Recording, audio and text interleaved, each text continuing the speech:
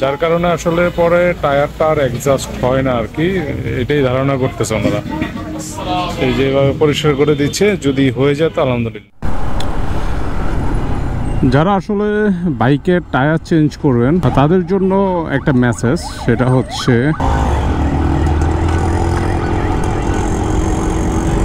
Action camera পিছনে record করতেছে নাকি। তো যা বলতেছিলাম, আসলে যারা টায়ার চেঞ্জ করবেন কয়েকটা বিষয় আছে, এর ভিতরে খুব গুরুত্বপূর্ণ একটা বিষয় আপনাকে খেয়াল করতে হবে। যদি আপনার টাকায় টায়ারে জেল থাকে তাহলে অবশ্যই জেল কয়েকবার করেই পরিষ্কার করে নিতে হবে। একবারে পরিষ্কার করলে হবে না, ঘষে ভালো মতো ঘষে পরিষ্কার করে শুকিয়ে দেন আপনার টায়ার লাগাতে হবে। আর সেটা যদি না করেন, আপনার সমস্যা কি হতে পারে? সমস্যা হতে পারে হচ্ছে আপনি চাকায় হাওয়া দিলেন, 7 দিন 8 দিন 10-12 দিন পর আপনার হাওয়া আস্তে আস্তে কমে গেল, সেটা আপনি টের পাবেন না। তো আমরা তো প্রতিদিন অ্যাকচুয়ালি বাইকের চাকা মিটার দিয়ে চেক করি না। আপনি যখন বাইক চালাবেন তখন আপনার পারফরমেন্স ব্রেক করবে, পারফরমেন্স ঠিক মতো পাবেন না, চাকা হাওয়া কম থাকলে যা হয় আর কি, এই ধরনের সমস্যাগুলি পড়তে পারেন। তো কিছুদিন পর হাওয়া দিবেন, এরপরে আবার বলবে যে জেল বললে এটা ঠিক হয়ে যাবে। অ্যাকচুয়ালি জেল বললেও এটা ঠিক হবে না, হয়তো কিছুটা সমাধান আপনি পাবেন ইনস্ট্যান্ট, কিন্তু কিছুদিন পর আবার একই সমস্যা হবে। তো সেই জন্য আপনাকে, যদি আপনার সাথে এই সমস্যা হয়ে যায়, তাহলে অবশ্যই টায়ার খুলে আপনার রিংয়ের পাশটাতে, যে পাশটাতে আপনার টায়ার রিংয়ের সাথে অ্যাডজাস্ট হয়, ঠিক ওই পাশটাতে আপনি ভালো মতো পরিষ্কার করে প্রয়োজনীয় সিরিঞ্জ কাগজ দিয়ে সেটাকে ঘষে দেন আপনি টায়ারটা আবার নতুন করে লাগালেই ইনশাল্লাহ এই সমস্যার সমাধান হয়ে যাবে। তো এই সমস্যাটা আসলে আমি নিজেই পড়েছিলাম, যার জন্য আমার এই অভিজ্ঞতা হয়েছে। আমার টায়ারটা, আমি একটা ভিডিও আপলোড করেছিলাম এই টায়ার চেঞ্জ নিয়ে। তো তখন আমার জেল ছিল, তো ওনারা জেল টেল পরিষ্কার করেই আমার টায়ার লাগাই দিছে। তো দেন কিছুদিন পর আমার বিশেষ করে সামনের চাকারই হাওয়া ঘন চলে যাচ্ছে।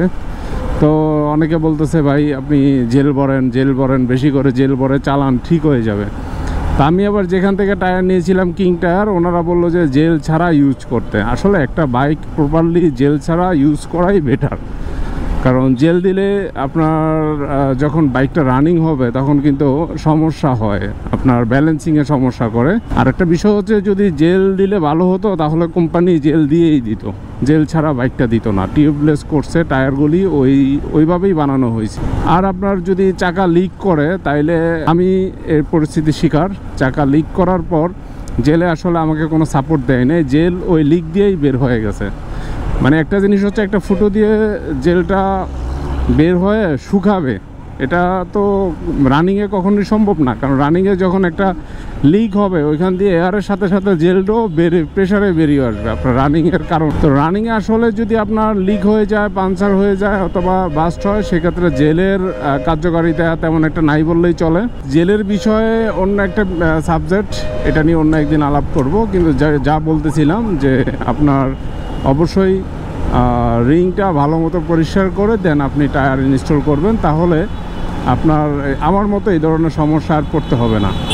এই হচ্ছে টায়ারের কিছু বিষয় আছে আরও, সেটা হচ্ছে টায়ার, কোন ধরনের টায়ার আপনারা লাগাবেন, কোন ধরনের টায়ার কোন বাইকের জন্য প্রযোজ্য, এগুলি অনেক বিষয় আছে। আসলে টায়ার হলেই চলে না, যে কোনো টায়ার যে কোনো বাইকে লাগালেই হয় না। আপনি যদি লং রাইড করেন, 200, 300, 400 কিলোমিটার একটানা রাইড করেন, সেক্ষেত্রে আপনার এই জিনিসগুলো অবশ্যই মানতে হবে। আর আপনি যদি সিটিতে টুকটাক রাইড করেন, তাহলে এটা কোনো সমস্যা না, আপনি আপনার মতো করে ইউজ করতে পারেন। তো এই হচ্ছে টায়ারের বিষয়গুলি। আশা করি আমাদের হয়তো কোনো উপকারে আসতে পারে।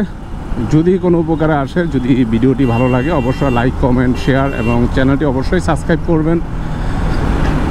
ভালো থাকবেন, সুস্থ থাকবেন। আগামী দিনের জন্য শুভকামনা সবার জন্য। আল্লাহ হাফেজ, আসসালামু আলাইকুম।